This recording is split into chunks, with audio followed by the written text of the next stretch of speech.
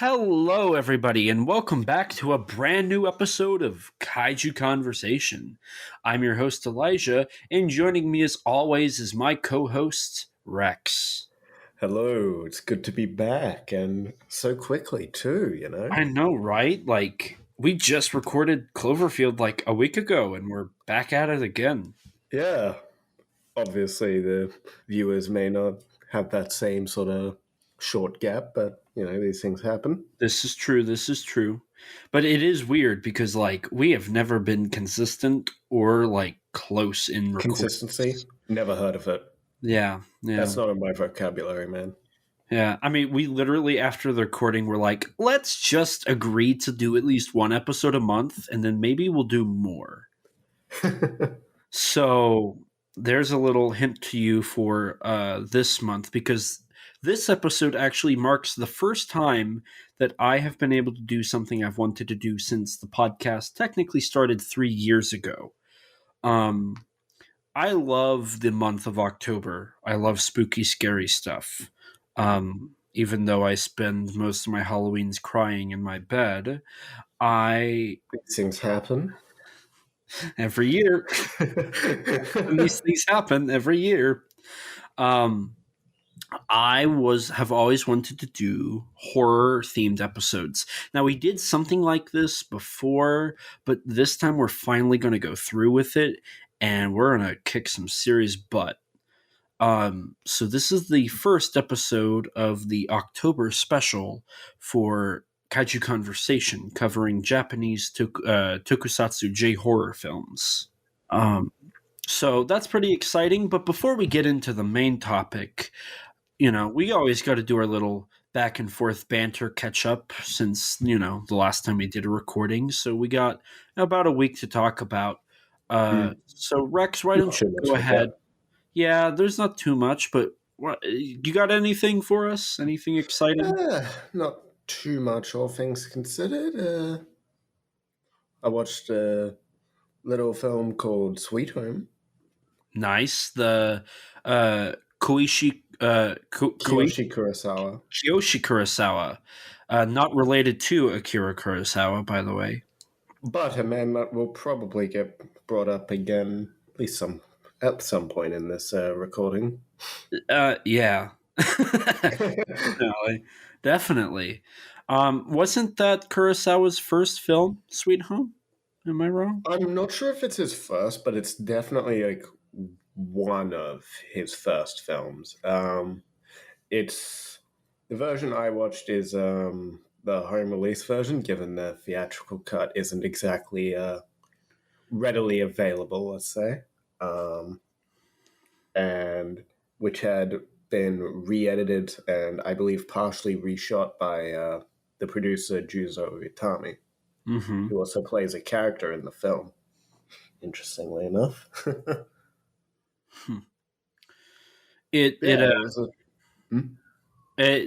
You saying that brings a whole new meaning to the statement, J-horror is a producer's game and not a director's. Yeah, it's an interesting film. It feels like a mix of things that I've kind of seen before. Like, you got a bit of house, not quite as wild. You got a bit of giallo inspiration, American horror films, all that sort of stuff. And you got an American effects artist as well. Who did some absolutely spectacular work on the film. There isn't too much crazy. The film's light on quantity, but the quality, man, what is there looks very, very good. Interesting. I've been told to watch it. I'm just waiting to see if it'll eventually get released, though unlikely because of rights issues. Yep. Between Toho, Kurosawa, the producer, and Itami. So, yeah, there's 4 people there that are causing it to be an issue. But maybe one day, we get stuff like Space Monster Wing Magui, there's always a This is chance. true. This is absolutely true. You never know what might happen. But beyond Sweet Home, have you watched anything else of interest? Uh, well, I've watched this episode's title feature, of course. I actually watched that just before watching Sweet Home. Nice, nice. Anything else, or just kind of this episode stuff? Not really. I saw the new Jeepers Creepers movie. That was more or less it. Gotcha. Was that any good? um, That sounds like a no. well, I never thought I never thought you'd make me a movie could make me like three more. But here we are. Oh, I've never seen a single one of them, so I'm gonna guess that's bad. Well, it had some of the best green screen I've ever seen. Absolutely marvelous work right there. My sarcasm meter has gone up. Oh God, That bad? bro, you have actually got no idea how. I don't. You have no idea, bro. I think the DVD is supposed to come out in like October. I need to just like get screenshots of how the green screen looks because oh my god, anytime someone like leaves their car or exits a building, oh my god, it's something. I waited like 3 or 4 years for this film just to get released. So it was a big letdown. I knew it was going to be bad going in, but I wasn't expecting it to look the way it did. Ooh. Okay. Well, that's not good. It's something. It's truly something. Hmm. Besides that, you got anything else? Anything else Not exciting? really. Not really. Ah, gotcha. Well, as for me, I haven't posted anywhere, but I got from Right Stuff. I got Uzumaki, the Junji Ito Oh yeah. live action adaptation movie. Is that the one from like the 2000s? Yes, yes. Apparently, it's Okay, also yeah, yeah. really good. I've actually heard that's a good adaptation. I would like to read the original manga and then mhm. watch the film because I've heard Junji Ito is absolutely brilliant. Yeah. But yeah, no, that's pretty cool. And then I got the Kaneko duology of Death Note films, which means I have all but one of them now. So I'll have to watch those, and then I have to get. It's like Light Up the World. Yeah, yep, that one. That's the third one, and then I've already got L, Mm. the fourth one. So then I'll have all of them, and then Does the live action TV show have like any sort of physical distribution. release? Not to my knowledge. Because I think it was on Crunchyroll at It least at might some point. it might be streaming, but it hasn't been released. I'm pretty sure it is streaming, or at least But I do was. need to. I would love for the Wingard movie to get a release. I would love for Netflix to like release some other things on physical media, but that ain't Me happening too. anytime soon, isn't it? Probably not. I know you're very excited to get City on the Edge of Battle on Blu-ray. How about no? Ah, come on, you know you want it. I mean, yeah, for the collection. I mean, to be fair, maybe it's not entirely Netflix's fault. Maybe it's just distributors. Well, Netflix has international distribution, and they've released it in Germany. So, like, Yeah, that's what I'm thinking. Like, it's on them. They're just horrible, were and they they actually make. the ones that released the German Blu-ray? I'm pretty sure. Pretty sure. Hmm. I'll have to double check that, but I'm pretty sure it was them. Um, but besides that, I got to see something before anybody else did. Yes. So I recently went to a film festival, um, where assistant director Yoshikazu Issei, also director for Attack of the Giant Teacher, one of my personal favorite tokusatsu films ever made, attended with his newest film, Yuzo, The Biggest Battle in Tokyo. Before they showed Yuzo, I got to watch 3 short films. 2 of them were short comedic ones. I don't really remember them. But there was a Bulgarian one called Squish. Yeah. It was really good. I've never heard of it before. But I was like, whoa, this is really cool. It's 4.3 aspect ratio. It's black and white. It's really good. I want to find it. Like, I'd love to watch that again. It was really good. Nice. And so how was Yuzo? Yuzo was fun. It's not Attack of the Giant Teacher. It's not as enduring. It's more self-aware. It's a little crazy.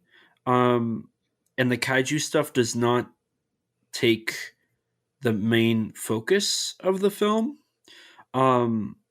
It doesn't have like the miniature effects that Attack of the Giant Teacher did either.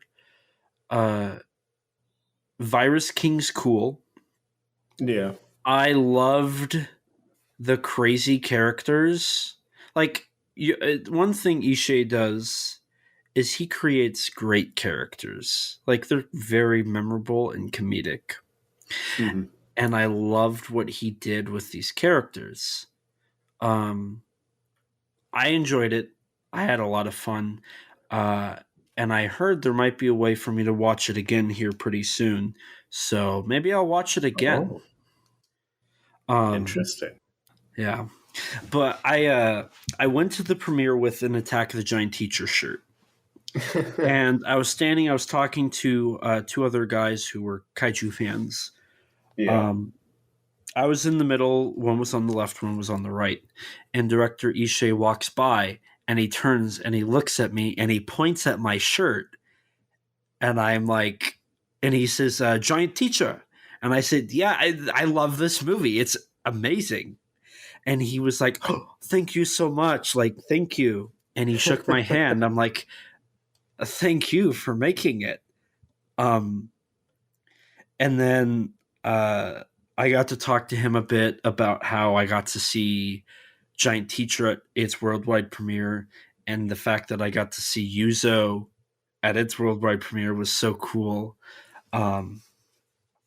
He was a great to hang out with. I got some photos with him, got his signature on a few items. Nice. And it's just so cool. And like, I've seen him tweet stuff and it's like, dude, if I worked at that McDonald's and he walked in, I'd be like, I'm quitting my job. I'm going to have lunch with a guy who worked on Godzilla Final Wars, Ultraman Saga, Ultraman Zero, Attack of the Giant Teacher, and Yuzo. Like, I'm going to stop everything and do this. That'd be so cool. But it was awesome. He introduced the film to us, and he also did a Q&A afterwards. I actually recorded them. So I got the footage. That was fun. I loved it. It was nice. I actually need to I'm going to add that real quick to my tokusatsu I've watched this year, because it is tokusatsu and I watched it this year. I didn't expect to watch it this year, but I did. Sometimes fortunate things happen. This is true. This is very true.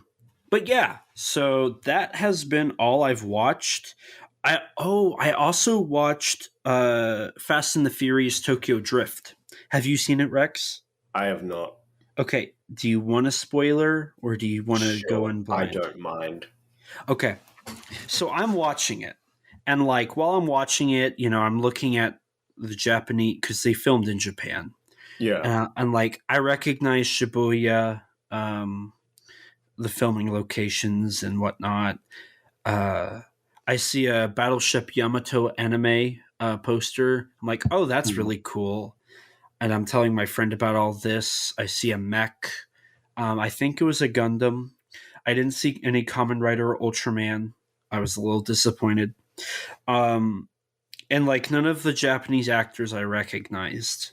Mhm. And then like this uncle like CEO guy is introduced, and like they really set like they hype him up as a character, like they don't show who it is. I'm like, who is this? Who is it? It's got to Mhm. be somebody. And he's wearing like the fedora hat and it's covering his face. And he walks into the room and like the light hits him and I freak out. It's Sonny Chiba. Yo. And I'm like my friend's like sitting here just casual. I'm like, oh my god, do you know who this is? Do you know who this is? Oh my god, that's so cool. And he's like, what? I'm like, it's Sonny Chiba. And he's like, who's Sonny Chiba? I'm like, oh, he's only one of the most prolific Japanese actors of all time. Um, and like I told him the thing that I think his biggest influence to Tokusatsu was he was one of the guys that basically invented how Sentai fought. Mhm. Like he was one of the lead trainers for those early Sentai shows. Mhm. So like he basically was the guy that invented how Power Rangers fight. Mhm. I mean, not only that, he was in a fair bit of Toei's early Toku This is movies. true. And shows. Yeah, Neptune Man, Golden Bat, Prince of Space, Allah Man. What is that one? Do you know which one I'm talking about? Maybe he was in Wolf Guy. He was in Wolf Guy. Bullet Train, another one he did for Toei. Legend of the Eight Samurai. Was that Toei? That was Katakawa. Ah, Messenger of Allah. That's the show, and Seven Color Mask. He was both in. oh, Seven Color. Yep. So like, there's plenty of stuff he has done, and it was like, this is so cool. Like, he's in this, and I freaked out over it. My friend was kind of like, okay. But he was also happy because he loves the Fast and the Furious franchise. So he was like, anything to get you interested in this, I'm down for.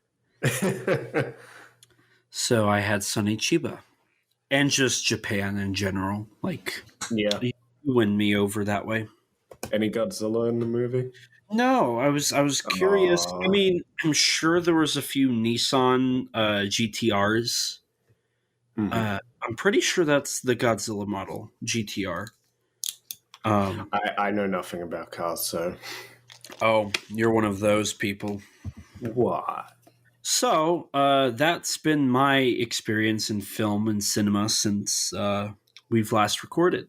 Yes. Beyond what we're going to talk about today. So, before we get into the main topic, we're going to talk about two other topics because little appetizers. Yeah, because they're relevant to what we are going to be discussing, even though very loosely relevant. So, the first thing we're going to talk about is the short film 44444444444. I believe I said that 10 times. From here in, I'm going to call it 10 fours because I'm not. It's easier. I'm not going to say 4444444444. Why not? Annoy our audience. Make them want to turn this off.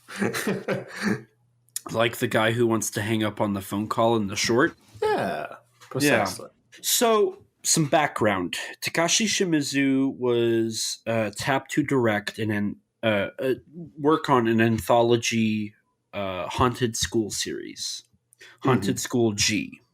However, the producers of it did not trust Shimizu with working on what he had given them. He wrote some stuff too. So they said, why don't you do 2 3-minute short films? And from that, we got 10 fours and In a Corner. And Shimizu actually got this gig through uh, Kurosawa. Yeah. So there's at least one mention of him because I'll probably mention him again at some point. yeah, like he was a huge reason for how Shimizu got into the filmmaking world. Mm. And he does have some degree of influence on our main topic as well. This is true. This is very true. So I guess we can talk about 10 Force first, and then we'll talk about In a Corner. We'll Sure. start with our thoughts. I don't have too many like informative notes on it. There's not a whole lot of to really talk about. Yeah. Um, but I mean, we can go ahead. So Rex, what what's your opinion on 10 fours specifically?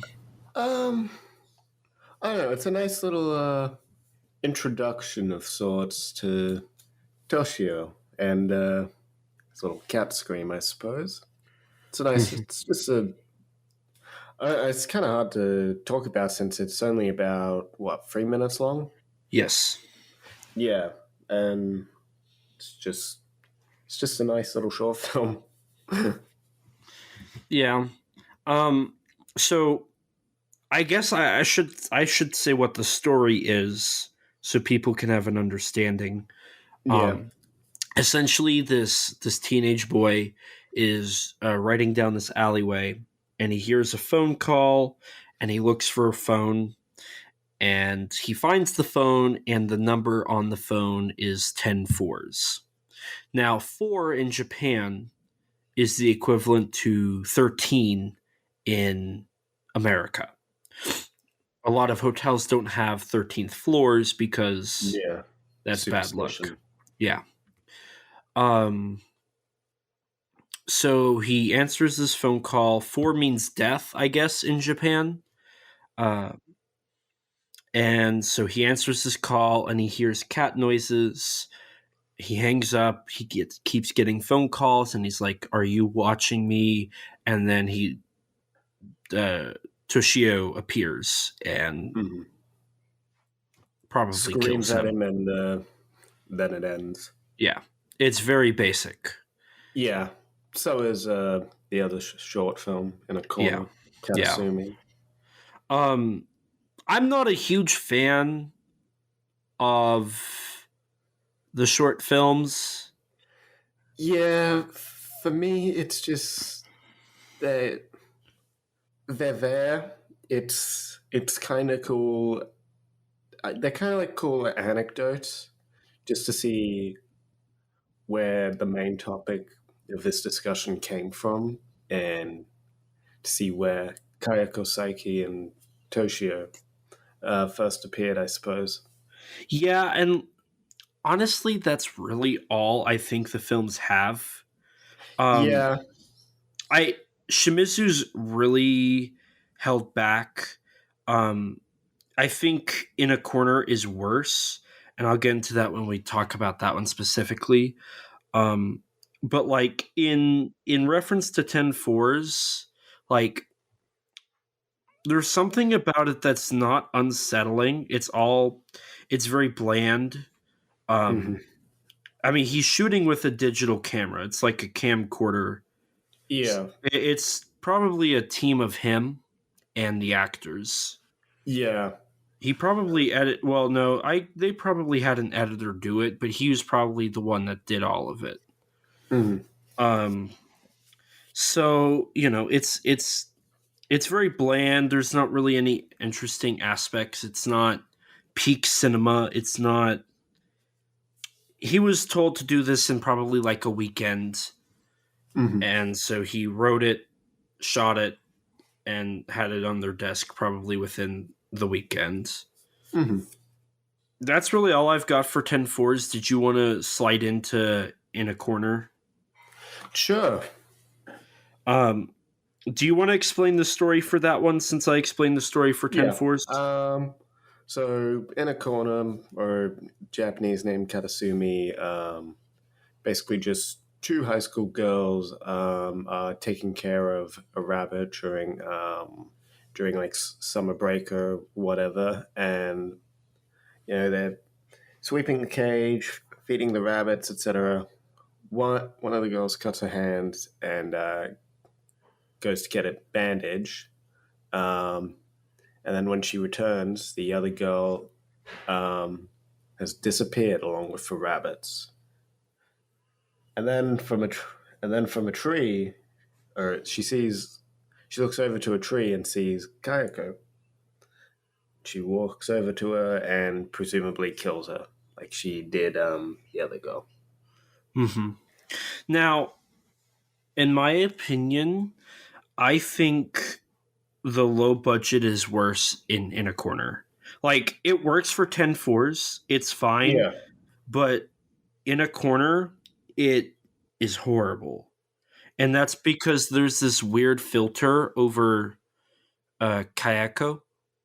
Yeah. And you can tell he didn't he had the look of Kayako. He just didn't have anything behind it, any of like the motivations or what have yes. you behind Yeah, it. It feels like an underdeveloped Kayak. Like, Toshio feels pretty like he knew what he was doing. But Kayako just kind of felt lacking of what she would become. Yeah, Kayako works better with the added context that the films give. I agree. But neither of them are really scary. Yeah, I mean, there's not really too much you can do with this no budget shorts, pretty much. Right. Particularly when it only lasts like 3 minutes as well. Mm-hmm. I mean, it's not impossible because there are some very, very talented people who can prove what I'm saying very wrong. But yeah, it is what it is. With the limitations, it's a fun little anecdote on history. It is. And like what I think is most disappointing is they're not easily accessible with Ju-on. You can only get it on the Blu-ray for the American Grudge movie. Mm-hmm. And I wish that wasn't the case because like there's some, it's historical, and if they could get the rights to it, why not put it with Ju-on? Yeah. Would make sense, but when does life make sense? This is true. But that's really all I've got. I don't have any other notes on them. It was like he did them. Yes, they existed. They were liked. People liked them. And then he would later take those ideas and concepts and expand them 2 years later in the first Ju-on film, which is not what we're talking about, by the way. No. We are talking in this about Ju-on the Grudge. Yes. Third film in this series, but the first one to be theatrically released. Yes. So we have now segued into our main topic, Ju-on. Also known as Ju-on the Grudge. Yes. But because the DVD says Ju-on, I'm going to refer to it solely as Ju-on. It's a 2003 film directed by Takashi Shimizu. Takashi Shimizu is the guy who created Ju-on. He also did Shock Labyrinth, Howling Village. He's worked on 10 Nights of Dreams, a anthology movie. I think he worked on Dark Tales of Japan. I think I could be wrong. He's done a lot of like TV stuff for horror. He worked on the American remakes of this film as well. This is true. He was director of the first one. I I don't. And then a producer on the second, I believe. Actually, he might have directed the sequel too. Possibly. I know Nagata, director of Ring, directed the sequel to the American film Ring, The Ring.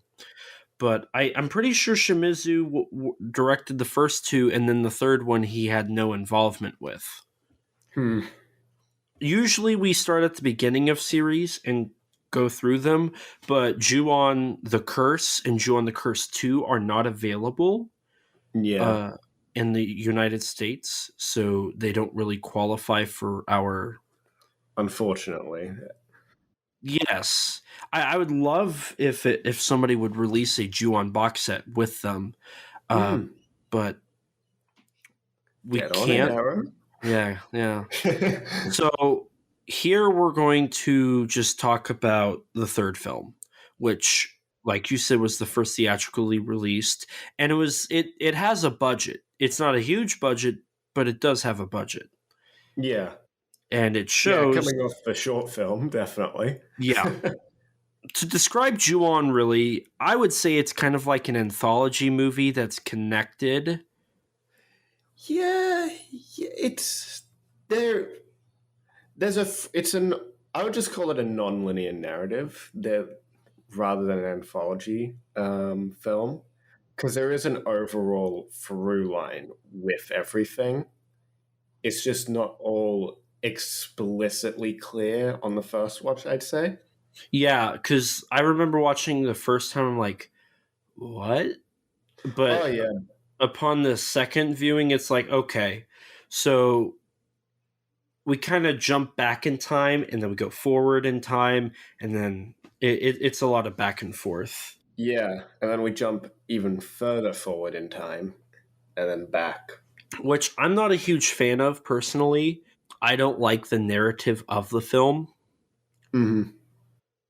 It's just too all over the place for me. Yeah, there's a bunch of...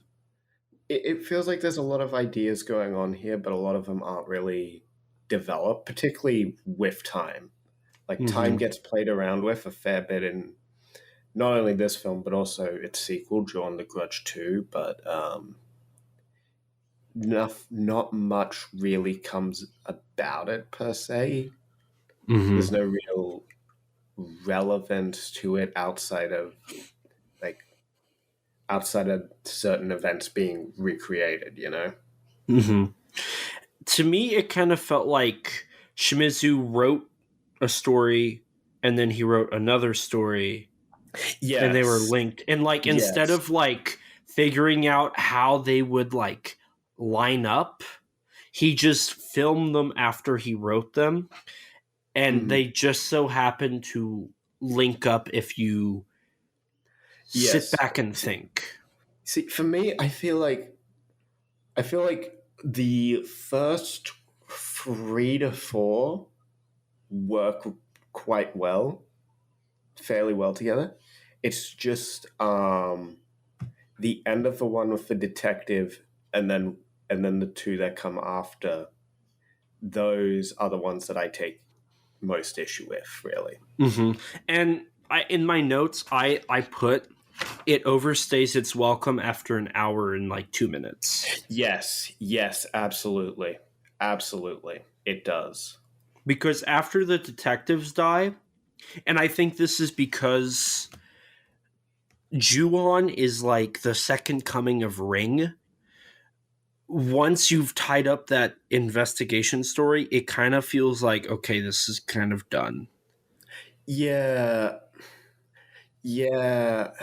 And I don't know, the last act as well, the last story, it doesn't help that the last story, it's just the way it's set up feels very contrived. Like, I mean, we should probably at least explain a little bit of the plot. Go for it. If you want to, go for it. Sure. So the film starts. It's hard. It's hard to explain this plot. It is hard to describe. Watching it generally makes, like, the beats make sense. It's just hard to put it all together in words. So you essentially have 5 stories, correct? It's 5 stories. Yeah, 5 or 6 roughly. Because we have Rika section, which is what the movie begins with. We then have was it Katsuya or was it Kazumi? I don't know. Kanji Suda's character and his wife, which happens before Rika's plotline. Mm-hmm. And then after that, we get Hitomi, which is Kanji Suda's sister. Which is And after. this is going either after or alongside Rika's one, because like she calls the house, and it's the same call that you can hear in Rika's section, except in Rika's section it was day, and when the call happens in Hitomi's section, it seems to be night. It's not made explicitly clear, but it's a bit. It looks like night. Mm-hmm. I've always thought it was night. I don't know whether that's intentional or if that's like a mistake in the film. Honestly, Well, in it's the guy's name Tetsuya. it's Katsuya, right? I think. Katsuya. Okay. The end of his is at like 8 o'clock at night. Mm-hmm. So when the sister's plot starts, she's getting off of work. Mm-hmm. So it has to be the following day. Yeah. Which was, and again, it should be when Rika was in the house. Before we get too far, let's explain the 3 plot lines and the prologue. Okay, yeah. Probably should start with prologue. Film begins with Takeo Saiki murdering his wife Kayako, murdering his cat, and then his son Toshio. This creates a curse of vengeful spirits, essentially, on Ryo. Yes. Even though, and we'll talk about this later, they're not really vengeful. Yeah. But that's going to be a whole topic to its own we're going to talk about. So we have that establishment. And then we go to the Rico scene, or the section. Yeah. She is a social worker who is basically forced by her boss to check on the household by herself, even though given she's new, she's not really confident in doing this. So she finds the household with an old woman who is she catatonic? I heard she had Alzheimer's. Well, yeah, some sort of disease like that. Basically just can't take care of herself. Needs the support of at least someone at all times, pretty much. Mm-hmm. And she's living with her son and his wife. And yeah, those two have mysteriously disappeared with only the old grandmother still being in the house. Mother. She's not a grandmother. They don't have kids. True. And that is a relevant statement because that's later established. True. Yeah, so Rika tries to take care of the old woman, trying to get into contacts her boss to inform them of the situation, and then hears some interesting noises, explores the upstairs of the house, and discovers a little boy, Toshio. Not covered in all white, but rather just looking pretty normal, if a little, with a few scratches, I believe it was. Yeah, he looks like he's been a little banged up. Yeah. So after she discovers him, she goes and asks the mother who the boy is. She doesn't get an answer. Life just kind of goes on. And then that night, they have a visit from Kayako in her spirit form. I've always been confused because, like, what is the black form? Yeah.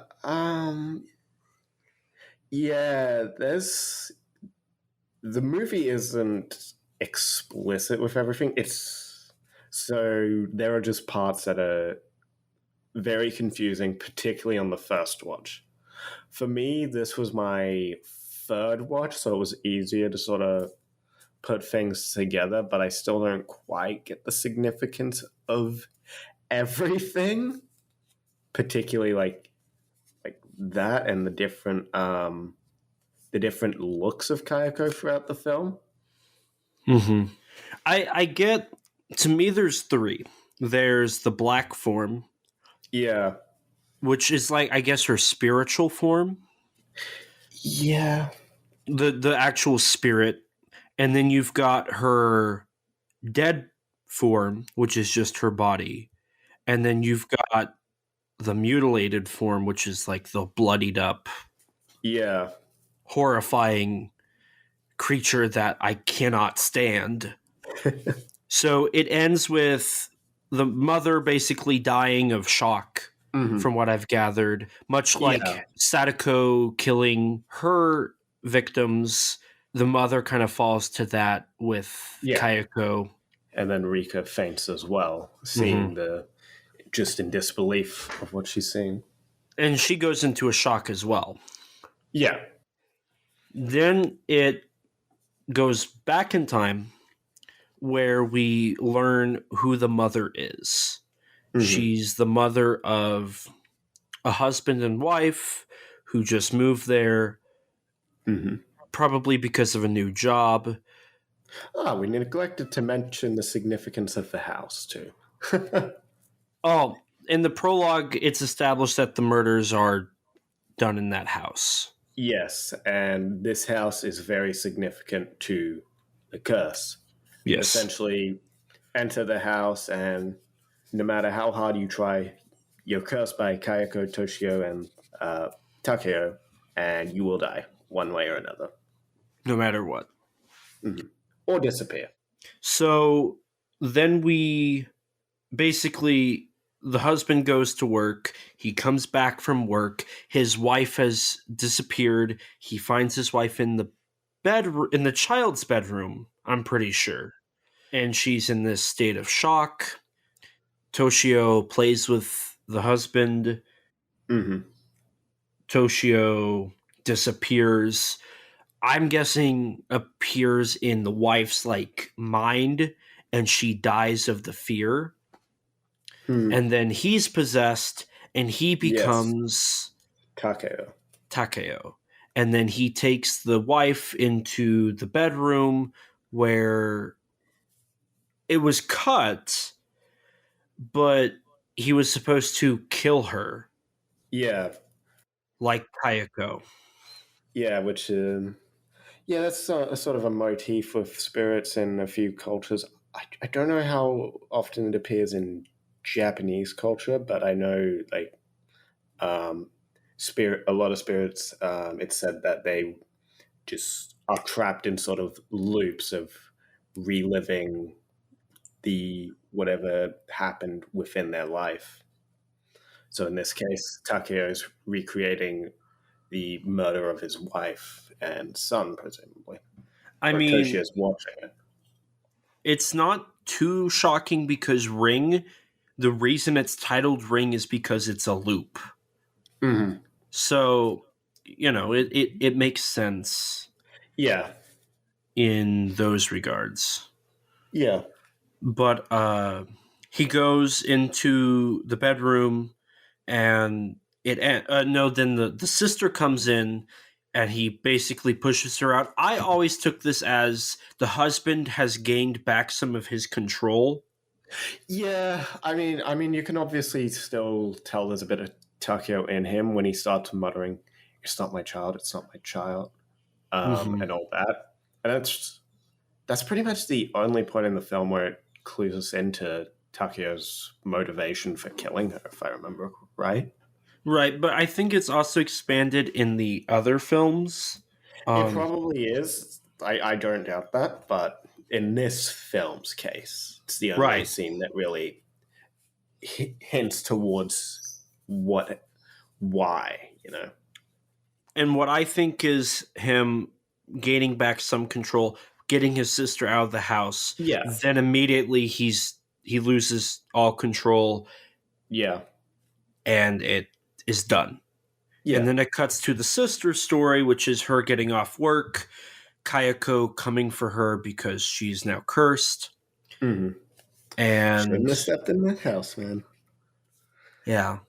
And from there, she's basically hunted down Yeah. until she's stuck in her apartment and Kayako appears and she disappears. Mm. I will say that section is probably my favorite in the story. It at least has probably the most memorable moments with um, like when she's first realizes something odd's going on. She goes into an elevator to just quickly run to her apartment room, and then there's this little shot of the elevator going up, and you can see Toshio following her on each floor. Absolutely brilliant shot, I'd say. That is really cool.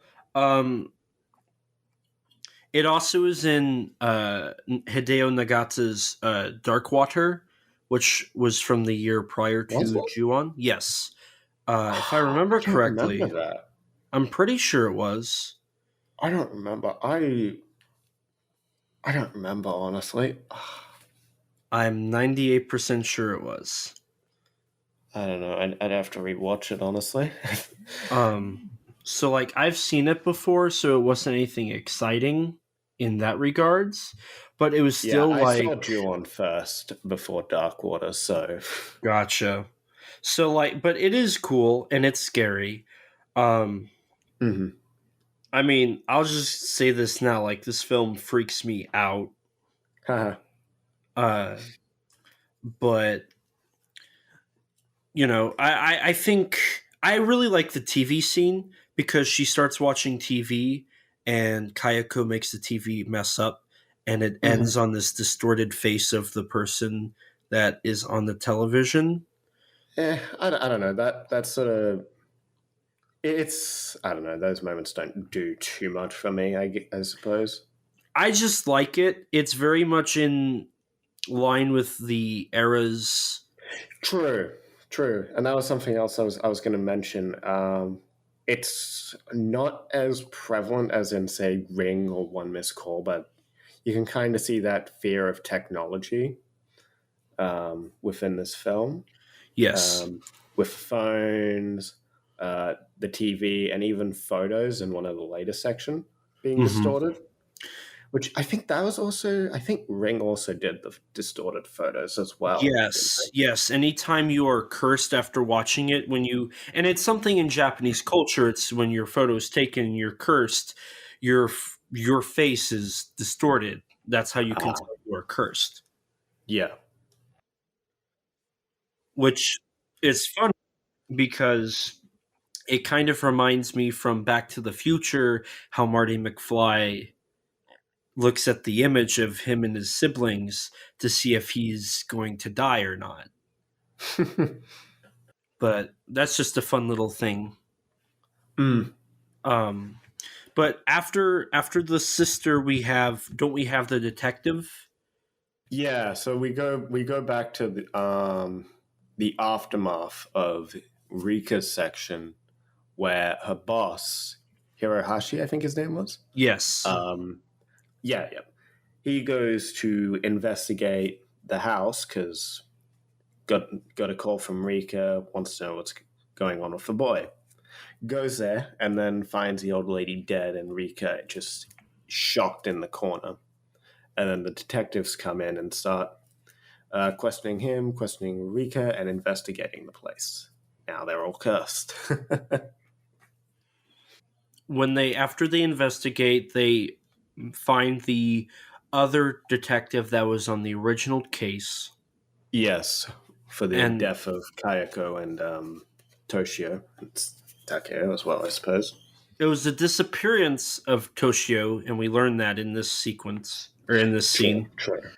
And then from there, uh, we get the death of the social worker, Yeah. and it ends in the scene that freaks me out the most, which is the reveal of Kayako in her true form. And this is all after the detective they bring back.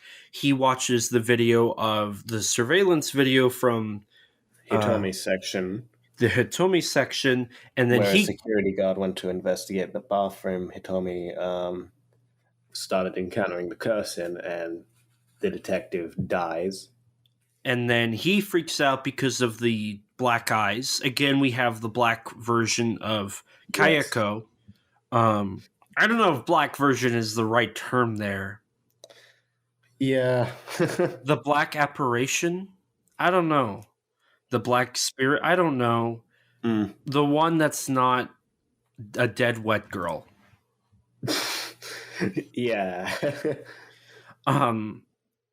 So then we get him getting ready to burn down the place. Then he has I can't tell if it's a flashback or a flash forward. I'm pretty sure it's a flash forward. With his daughter. Yeah. Yeah, that's a flash forward. Okay. So even though it's released in it was released in 2003, Ju-on, the most sections of Ju-on appear to take place at some point in the 90s. It's not explicitly clear when, but it'd be roughly the 90s because there's a future section that takes place in late 2006. And this flash forward is right before that future section. It kind of sets up that section, which is the next story for Izumi, his daughter, who at the current point is only about 5 or 6 years old, something like that. She's a little girl. Yeah. And then he gets stopped because of the flash forward. He investigates, learns that his daughter goes into the house with a group of 3 other girls who are trying to just be cool. Yep. And Izumi leaves the house, but while the other girls remain, they all die there that day or disappear. And then Kayako appear. God, that who? Your favorite scene of the movie. I get chills. I'm just gonna say this now. This is part of my review, but I'm gonna say it now. This movie is horrifying. I am not scared by a lot of stuff, but Kayako freaks me out. He's a big fan of that rattle. Oh my god, that sound.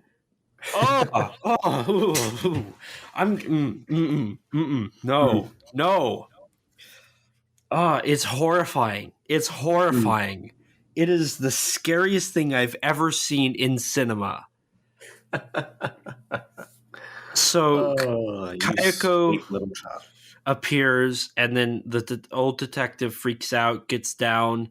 He starts panicking, and then the other detectives come in, and then the old one escapes, while the other 2 sit there, and then Kayako comes and kills them. And then it goes forward in time to the daughter. Yeah. Whose father is now dead at some point between. Somehow. We don't get told how. And this is the following day or something after the flash forward. Yeah, following day, following week. It's not clear. Time gets played a lot with the film, but there's no exact, it doesn't exactly spell out when the time gaps between things, Right.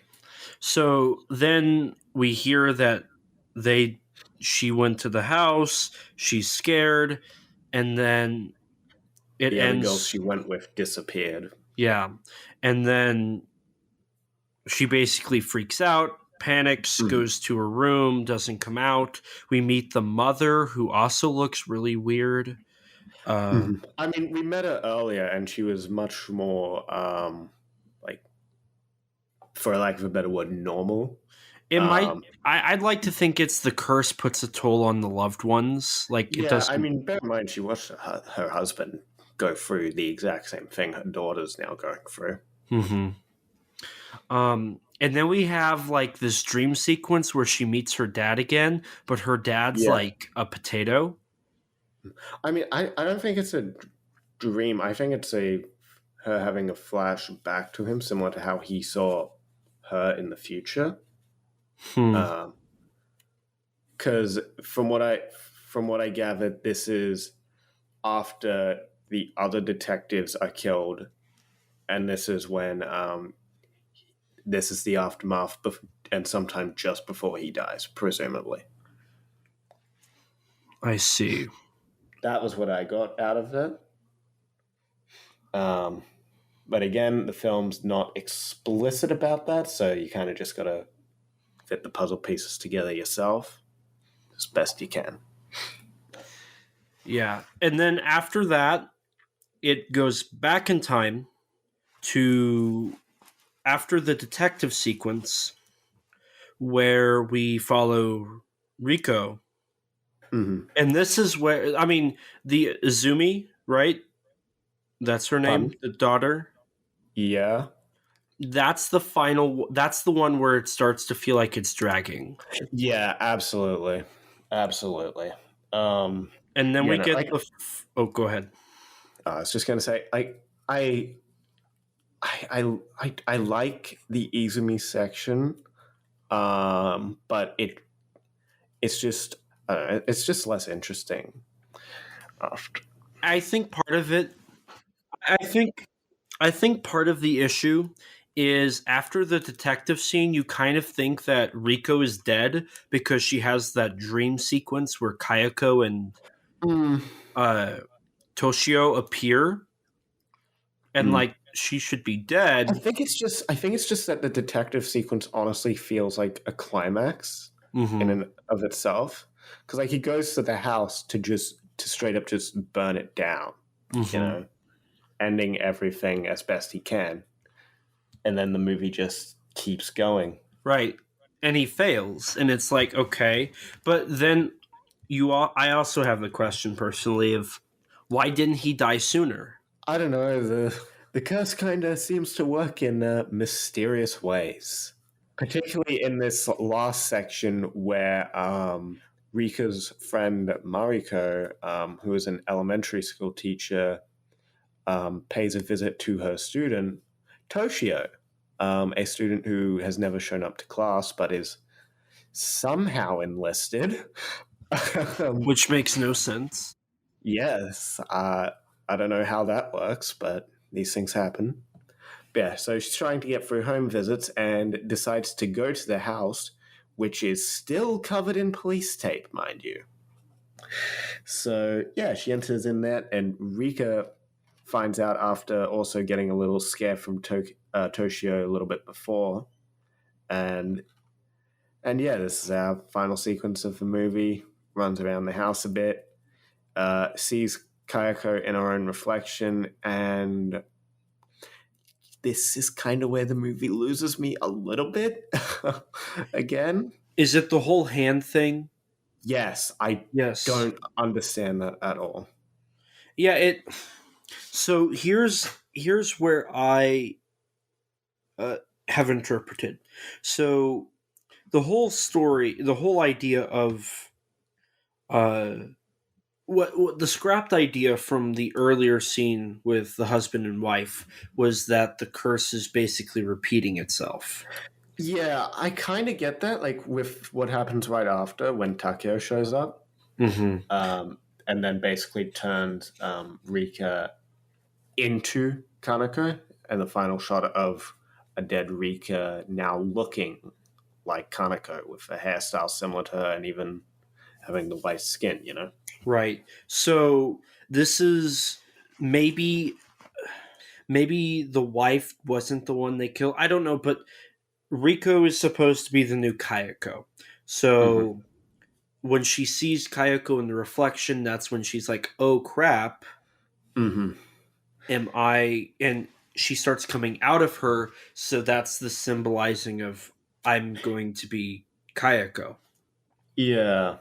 And then Kayako comes down correct me if I'm wrong, but Kayako comes down, and then because of the hands, she is protected, which doesn't make sense at all. The Peekaboo Man doesn't make sense.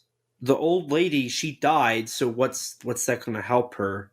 Yeah, I don't know. Like, I like that the film lets the audience piece things together, but I feel that could have used at least a little bit of like either better setup or a better explanation, because I still just do not get the significance of it even on this third watch, you know. Mm-hmm. Yeah. But Kayako disappears, and then here comes Takeo, and it ends with her being dead in a bag, right? No, it just ends. And then we get shots of Tokyo being desolate, which was meant to set up the sequel where this curse continues to spread. Yeah. Oh, yeah. And that's another thing, that the curse itself kind of, the death of the people within the house sort of creates more curses too, which is only really relevant in Izumi's section, where the girls that died in the house, like her friends that died in the house, they are the ones that haunting her rather than Kayako or Toshio or any of them. But Kayako ends up appearing at the end. True. But either way, they still come back to haunt and kind of be the minions of Kayako and Toshio. Mm-hmm. And that's where the film ends. It ends with her getting taken and Tokyo being desolate. Mm-hmm. Now, the sequel was greenlit before the film came out, so they had already planned to do a sequel, being Ju-on 2. We're not going to talk about that one here, because that's a whole nother can of worms. But that is us. I did not watch that for this video or podcast. But that is us trying in the last 35 minutes to basically summarize the film to you. Yeah. A very hard film to summarize. It is. So it's kind of all over the place. There's no main character. Mm-hmm. The closest thing to one is Rika, but she's only in maybe half of the film. We get no development. Yeah. You know, one thing that I've noticed is Ju-on's really weird. The Ju-on the Curse and Ju-on the Curse 2 are practically the same movie. It's just the Curse has like 20 minutes of new footage. Yeah. It's a very weird franchise. Yes. Very odd to sort of get into, because I remember when I was like trying to figure out where to start, I was very confused by what's this? Why are there like, what's this in a corner? What's this 444? What's this?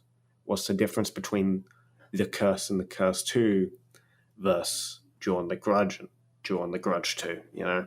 Mm-hmm. And then you have Black Ghost and White Ghost, the beginning of the end. I still don't know what I still don't remember what the order of those is.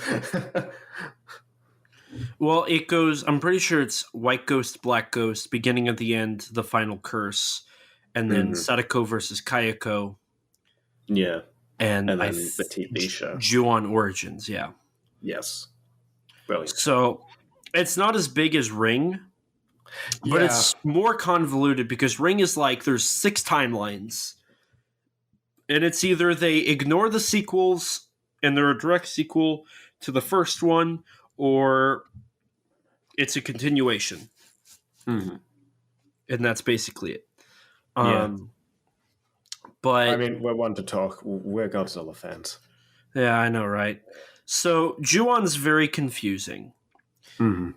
And it's even confusing in its establishment because it's not the true Ring follow-up. People try to talk about it. Like, a lot of people say Ju-on and Ring are like what brought J-horror to its heights. But I don't view Ju-on on the same level as Ring. They feel completely different in where they sit on the spectrum. Yeah, I mean, in comparison, Ring is a very slow burn type of film. Ju-on's a bit more. I don't want to say high octane because it isn't, but it's just as you stated earlier. It's more or less an anthology film. It's not. I wouldn't quite call it one, but structurally, it virtually is. Has the Right. same sort of feeling. That and like Ring had a bigger budget than Ju-on really ever did. Mm-hmm. Ju-on is all from the mind of Takashi Shimizu. Mm-hmm.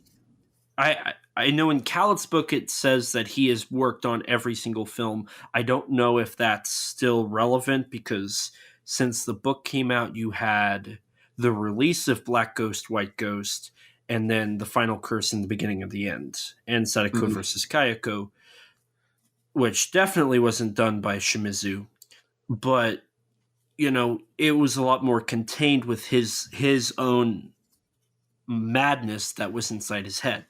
Whereas Ring was Nagata, and then it was somebody else, and then it was Nagata again, and then it was somebody else, and then it was different people, and then Nagata came back.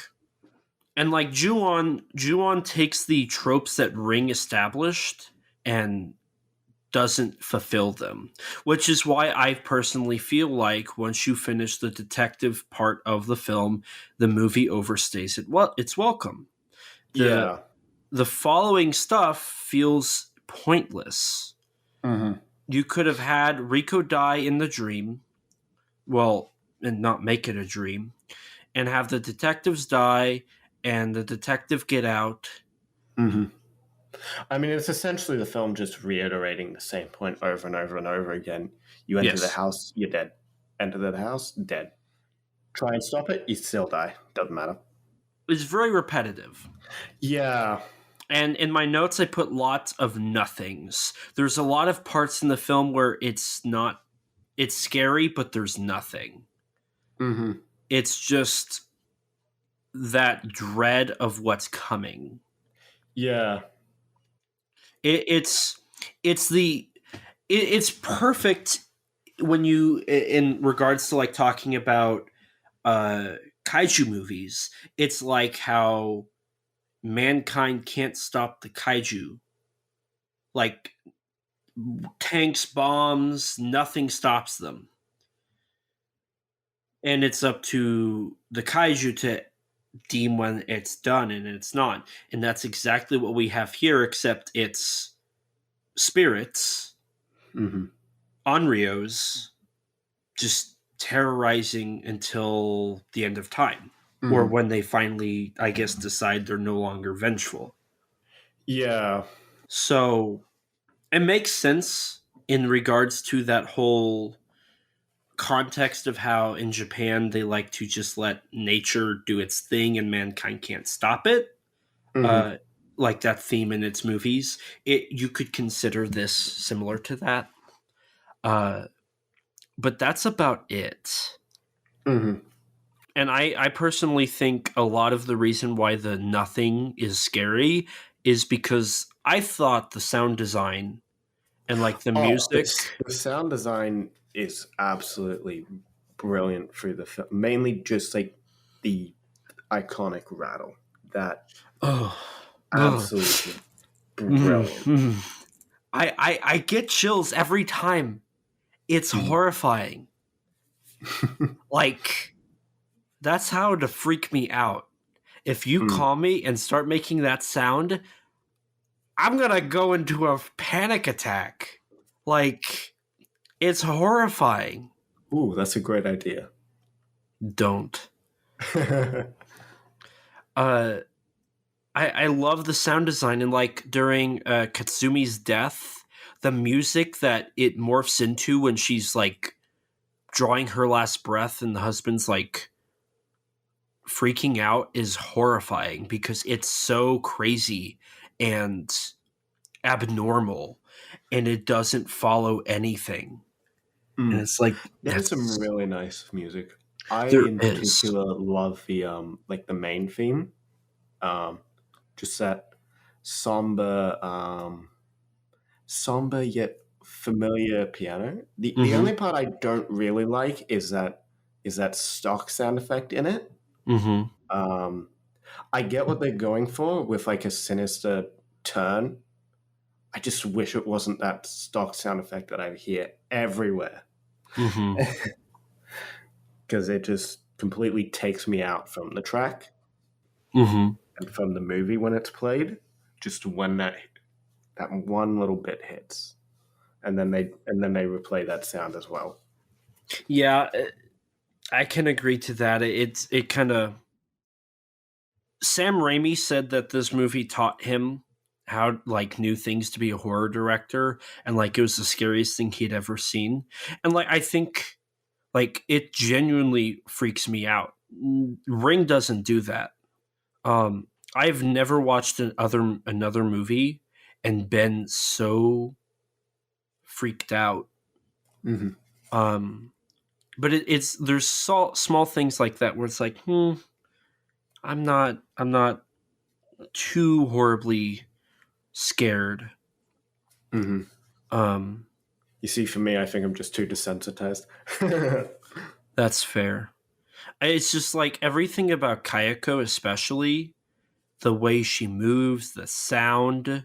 Like in my notes, I say Kayako is effing horrific. And then I have a little line and I say, F that sound, 3 exclamation points. And then I have a line drawn down my page and say, the way Kayako moves is horrific. Everything about Kayako is perfect in the film. If you want to scare somebody, I think it is perfect. Yeah. I hate it. And what makes it even better is there's actual significance to not only how she moves, but how she sounds too, because her neck was broken by Takeo. And I'm pretty sure, I think this was said somewhere, but like the idea of her voice box was crushed is why she can't vocally say anything. Yeah. And that's why you got the rattle. I feel like we talked a lot about the plot. Now, I think part of that is because the plot is the plot and how scary the film is to me is what's most interesting about it, because the film is very basic. Yeah, I'd agree with that. There's no like there's a few scenes where it's like, okay, there's some interesting ideas going on in the cinematography, but overall it's a very basic, bland, like still shot, cut to the next still shot, wide angle of a room, corner angle of a room, close up. It's very basic. I do like the beginning where it really like when we're first introduced to the house, you don't get a full look at what the actual house looks like, keeping its exterior a bit mysterious, and then there's a lot of negative space used as well, which I really like. And I love the house. The house like layout is great. Oh, it's the most memorable location in the film, and a fairly memorable location just in horror in general.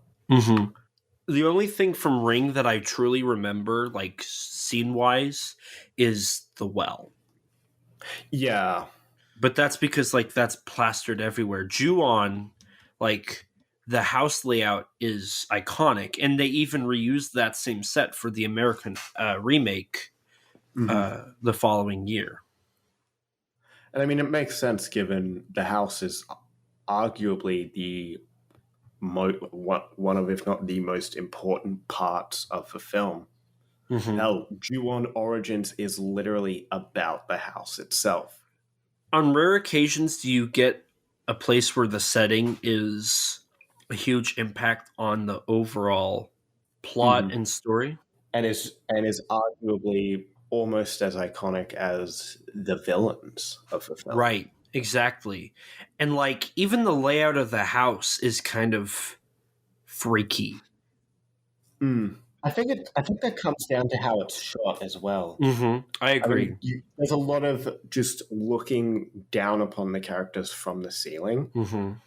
really making everyone seem small, Right. alongside the negative space that, like the dream negative space in some space that in some scenes Mm-hmm. that just like reinforces that point that everyone who walks in here is small and like, I don't want to say insignificant, but powerless. Yeah. I guess.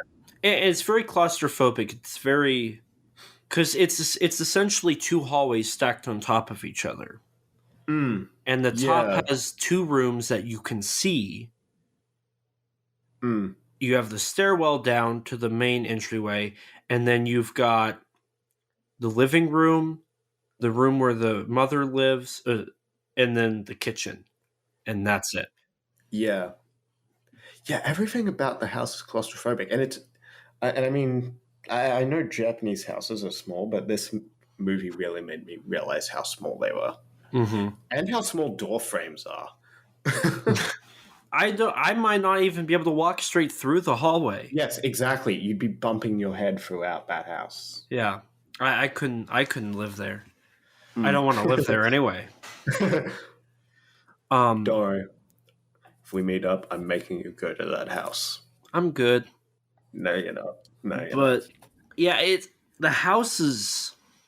I think the house, especially in the sequel, is expanded upon better. Mhm. Um, but oh, and there's the attic. I forgot. Oh There's the yeah, attic. yeah. Where the body of Kanji Suda and his wife are found by the Hmm. detectives. And where Sadako, not Sadako, Kayako, pulls uh, the teacher up Mm, to lure Rico, and then starts following back. yeah. Which that's in the living the master bedroom where the husband and wife Kayako and his name keeps escaping me, Takeo. Takeo, uh, Yeah. slept. I just know him as the guy from Kamen Rider Kuga. Is that the Because actor? his actor was like a detective in Kuga, and Mm-hmm. so was one of the guys in Ju-on 2. In Ju-on 2, it's one of the film crew guys, the one that lives the longest. Mm-hmm. But he's the closest thing Kuga has to a secondary writer, even though there isn't one. He's like the main police detective of that. He's great. Gotcha. And then we also had Gamera, the Brave actor, Yes, Kanji Suda. who plays the father, and Gamera the Brave play the husband in this film. I mean, Uh, Kanji Suda's in basically everything. He's in Shin Godzilla, he's in Kamen Rider Ryuki, he's in Garo. He's in 2 different Garo timelines. so So, he's yeah. around. He gets around. Oh, yeah. He's got like over 200 credits on IMDb. He's like Tomoro what's his name? The guy from Tetsuo. Tara Aguchi, Yeah, that guy. Who was also in Gamera the Brave. was he? Yeah, he's like the short bumbling military guy from the film. He's like the general, I think he was, or something. I'm gonna watch Gamera the Brave tomorrow. He's not in much of the film, but he's there. He's definitely there. Interesting. But overall, we've been talking for about an hour and 10 Jesus minutes Christ, these about episodes this. go quick. Yeah, I mean, most of it was spent trying to explain and describe what the film was. Trying to figure out how to explain. And then I feel like we've complained a lot too about the film. I feel like We've complained a lot, but I actually I like this film. You know. it for me it comes down to this. Ju-on isn't a really deep movie. There's a bit of an allegory you can find about kind of like the status of Japanese families. And Oppression of women as well, mhm. and etc. I think most commonly is you don't see a nuclear family like husband, wife, and child uh, deal with the curse. It's Mm-hmm. all estranged relationships, Mm-hmm. uh, or stupid teenagers, or people being Yeah. used. I mean, even the Um, closest thing we have to that, it seems that like the father of the daughter is, was he somewhat estranged to her? it kind of Before seemed he like it. He like kind it of kind, the film never really makes it clear, but the way it was, just when they meet up, it sort of felt like that. I don't know. It's how it hmm came across. hmm It definitely did. So, there's a little bit of some metaphors there and Mm. meanings. But what it is it's probably the scariest Japanese horror film I've ever watched. Um, it's not my favorite, but it's scarier than Ring. It's Mhm. scarier than House or any of the One Missed Call movies. Mhm. I get a feeling of dread when I watch it. Mhm. This was my second time watching it, and Kayako still freaked me out. Like the sound Kayako makes is legitimately one of the most horrifying things I've ever watched or I heard. really want you to watch Dawn Origins so bad. I am so interested in your reaction to that series. Maybe we'll cover it on the podcast. I would love to. It's going to be even harder to explain than this film, but Oh boy, it I love Ju-on as a horror movie. Mhm. As a horror movie, I think this achieves everything a horror movie should. It's scary, it's hard to understand, and that is the premise of horror. You don't understand it. It's the unknown. Mhm. And trying to rationalize Ju-on narratively is almost impossible without As this recording has made clear. yes. So in a way, Ju-on has achieved what most horror movies haven't. And Mhm. that's leaving your audience in the dark without deliberately putting them in the dark. And that's through Shimizu's writing. The way he has made this film, it's perfect for what horror is supposed to be. Ju-on is a perfect example of horror. And it's something that because I've seen Ju-on 2, um it's something that Ju-on 2 does, but I don't know if it necessarily achieves it as good Mm. as the first I don't one. know. I think Dawn 2 at least has a bit more of a bit better of a through line, at least, Yeah. with what it's going for. You don't an hour and 3 minutes in feel like, okay, why is the movie still going on? Hmm. Yeah. Um but it's got its narrative issues, but I think that adds to like the ending with Kayako still freaks me out, even though I'm like, when's the movie over? Hmm. Kayako still makes me want to not move. Uh, Toshio is I hate that little guy. I want to bash his face in. You'd hit a child? Yeah. There's a little Final Sorry, Wars reference sweetheart. for you. But it's something that I think Sam Raimi is correct in his assessment of it brought something new because I feel like it Hmm. understood horror better than most horror movies understood horror. And especially in the modern era, I think a lot of that horror has been that the understanding Shimizu has not been translated. Yeah, I mean, it's not necessarily just an issue with the modern era, I'd say. Even classic films have the issue. Yeah, Um, I mean, horror is kind of has a horrible reputation as a genre for a reason. right. And I think one of the hardest issues for Shimizu is Ju-on is the same thing over and over and over, just like the curse. It's the curse of Ju-on. It's Mm-hmm. the same stuff over and over and over again. And when Shimizu does other works, he can't replicate that understanding of horror as much. I've seen his film Merbito, starring Shinya Tsukamoto, Mm-hmm. and it's narratively a little weird. It doesn't explain everything, but it doesn't impact as much as Ju-on did. Mm-hmm. Now, there's another franchise that I haven't watched, and I feel kind of bad because we haven't talked about it. But Tomio, I think is what it's called, Tomoi, Yeah. Tomio.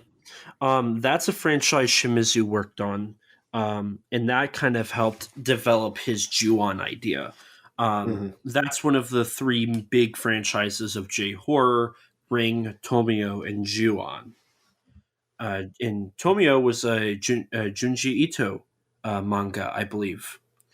Mm. Um, Didn't he direct one of the he films? might Correct me if I'm wrong. have. He might have. I don't Mm. know. I still need to get the Tomio films. They're on my list, but I haven't watched them yet. Mm-hmm. So there's my ramble. I think Ju-on is a masterpiece of horror. Um, it's not a masterpiece of cinema, but I think it understands and gets horror better than most films do. You see, for me, I, I really do enjoy Ju-on as a thrill ride, but I, I don't feel I quite agree with this idea that it understands horror better than say other films. Um, I just think that it's taking a different approach, and the approach it's taking just really works in this film for the most part. Because I feel horror can't work if it's the same thing over and over again. You know, This is I true, mean, and I think that is the issue with Ju-on is it can't get out of its curse. mhm. Pun intended.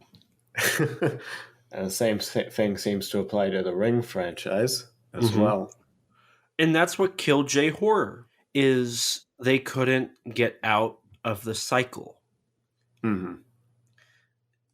Dead Wet Girls, Ring, Darkwater, Ju-on, Tomio, all of these films have dead girls. Most of them Hmm. are wet. Stop. Stop. No.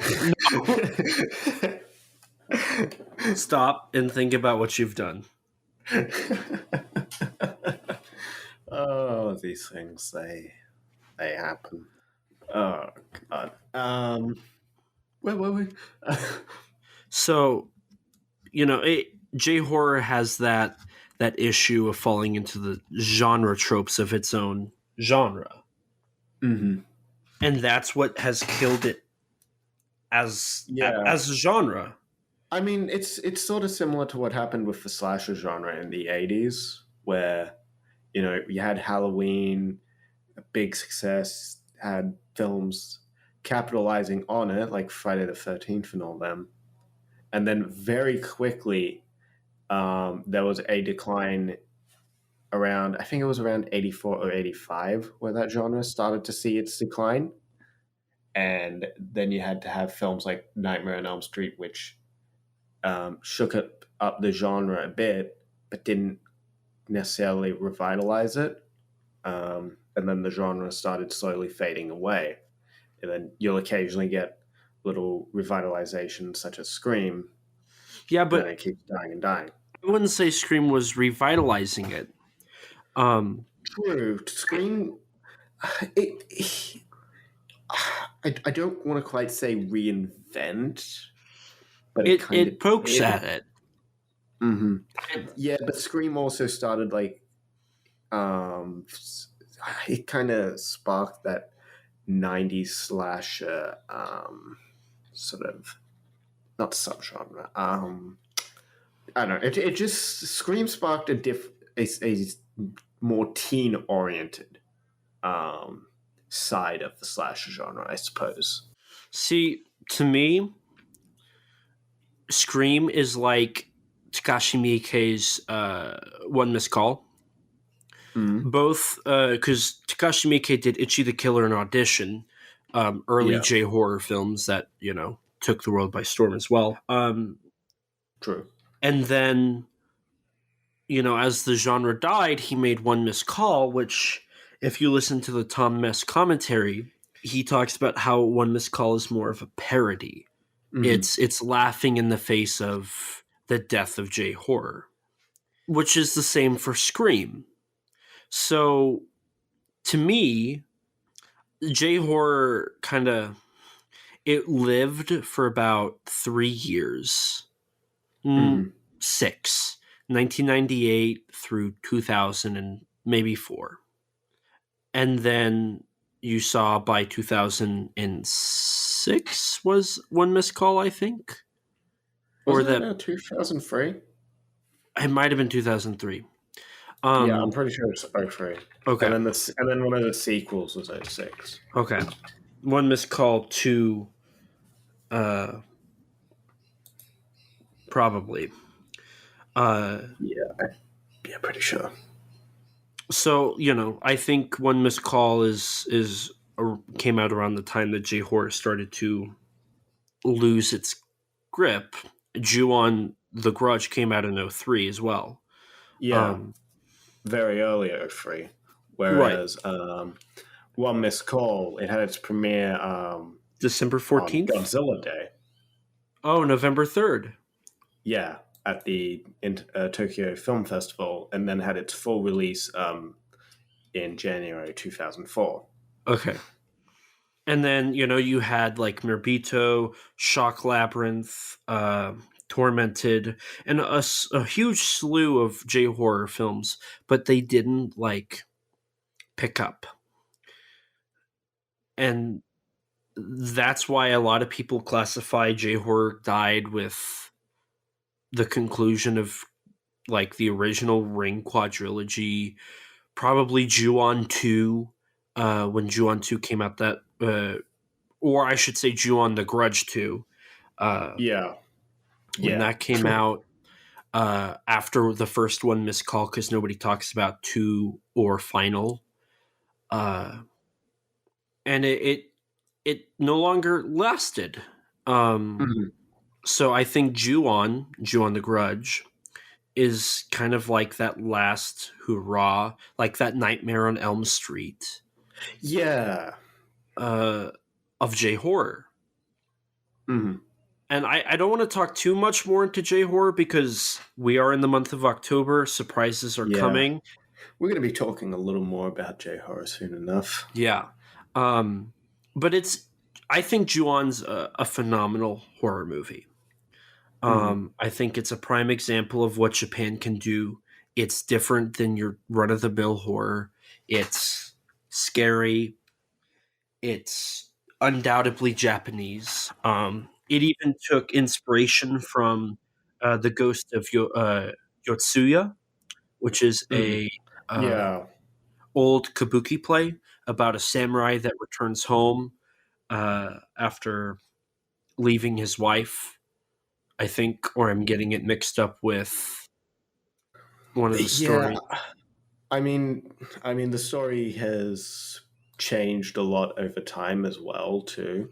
Long story short, the samurai comes home and kills his wife, abuses her, and then she returns as an onryo, which is a vengeful spirit, which is what Kayako is. And seeks vengeance. And a lot of people have taken note of the similarities between Kayako and the wife from The Ghost of Yotsuya. So, I mean, Ju-on, it calls back to classic Japanese stuff while also creating something new. So it's got a nice balance of classic Japanese stuff and modern Japanese stuff. as you mentioned, the fear of technologies. It's in there a little bit, and it's a huge improvement from 10-4 and In a Corner. Oh, Uh, definitely. both Kayako and Toshio are well established, and they're horrifying. I hate both of them. So I don't really have any more thoughts. I don't want to be an echo chamber because like that's I it's memorable. It's good. It's got issues more so than other J horror films, Hmm. but But it's got its place. it does, and it definitely deserves that place. Hmm. So that's all I got. You got anything, Rex?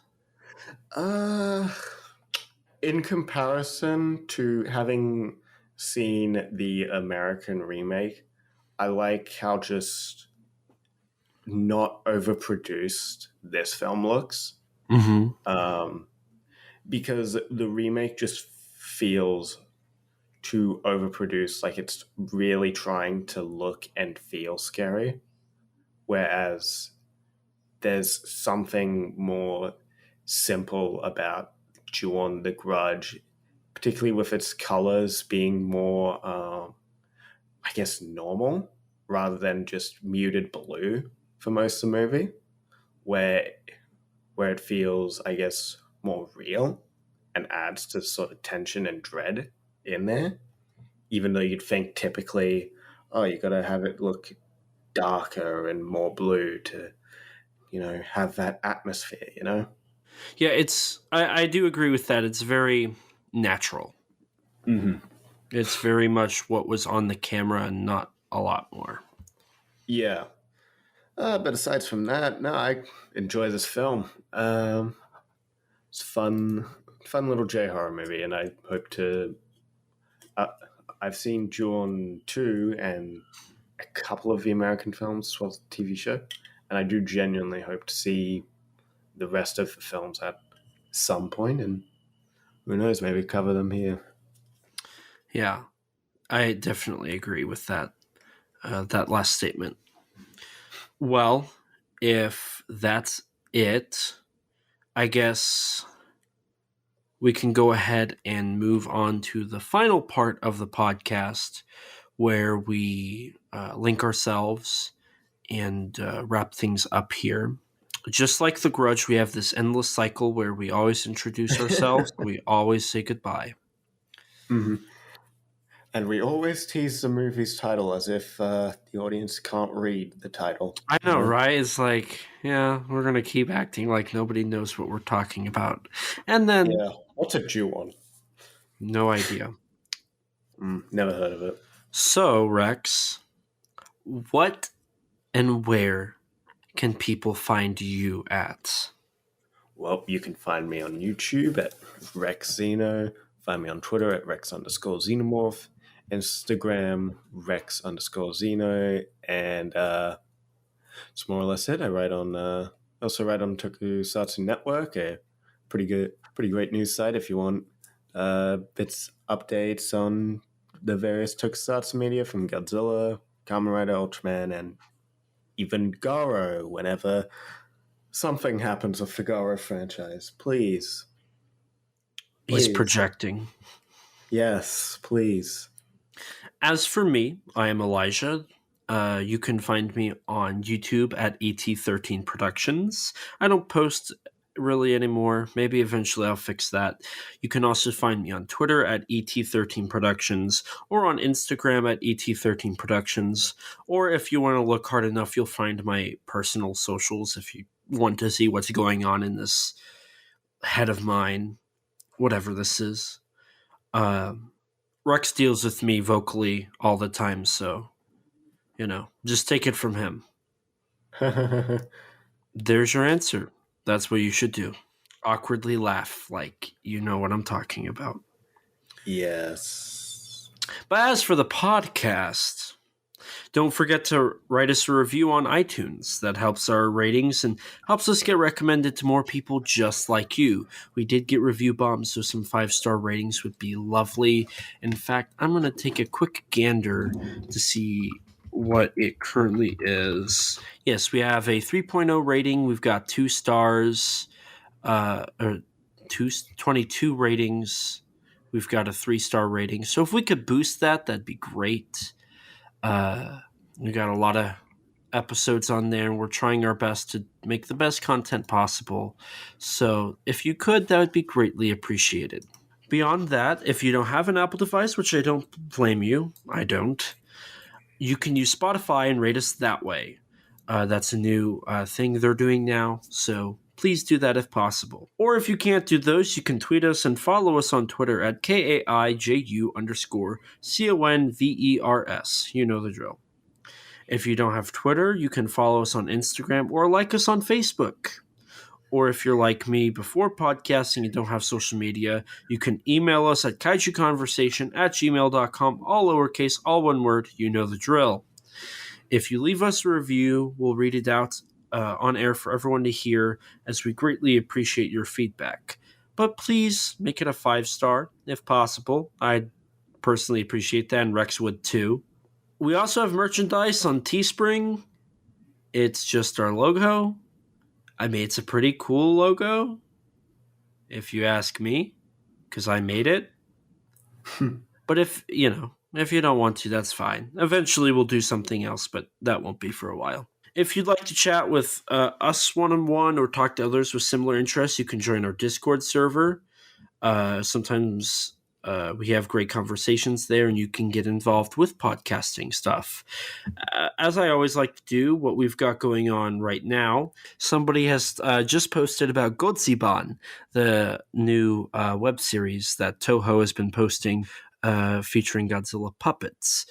Bacon is actually getting his first, or not his first, Bacon. his second official appearance in a Godzilla Kaiju production.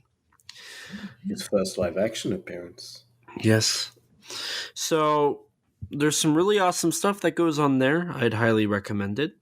And as always, don't forget to subscribe to our YouTube channel and hit the bell so you can be notified anytime we upload. We do have exclusive stuff like bloopers or small little mini-sodes, if you want to call them that. Our bloopers especially go up there. And if there's bloopers from this episode, which I'm pretty sure there will be, it's kind of funny to listen to them. So thank you guys. And as always, thanks to Rex for editing these episodes. We're about at 2 hours and 10 minutes in the recording. So, by the time you guys get to it, it'll probably be an hour and a half with a runtime of an hour of us trying to explain the stupid plot to this movie. And the rest of it, us griping over how amazing it is, even though we complained about the plot for an hour. Yes. We're complaining about why we like it, Yes. So thank you guys so much. Thank you, Rex. And everybody, please remember, life's too short to not talk big. Bye, guys. Ciao.